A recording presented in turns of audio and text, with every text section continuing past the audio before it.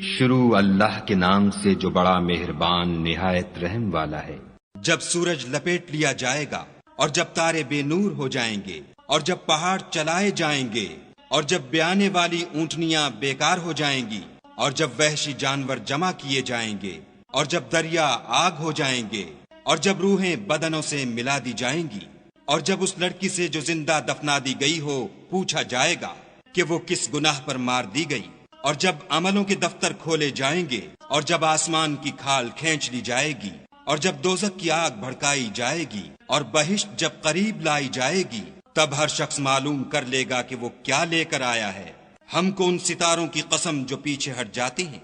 اور جو سیر کرتے اور غائب ہو جاتے ہیں، اور رات کی قسم جب ختم ہونے لگتی ہے اور صبح کی قسم جب نمودار ہوتی ہے، کہ بے شک یہ قرآن فرشتہ عالی مقام کی زبان کا پیغام ہے،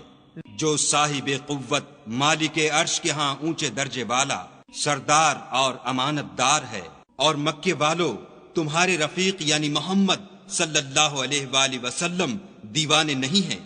بے شک انہوں نے اس فرشتے کو آسمان کے کھلے یعنی شرقی کنارے پر دیکھا ہے، اور وہ پوشیدہ باتوں کے ظاہر کرنے میں بخیل نہیں، اور یہ شیطان مردود کا کلام نہیں۔ پھر تم کدھر جا رہے ہو؟ یہ تو جہان کے لوگوں کے لیے نصیحت ہے، یعنی اس کے لیے جو تم میں سے سیدھی چال چلنا چاہے، اور تم کچھ بھی نہیں چاہ سکتے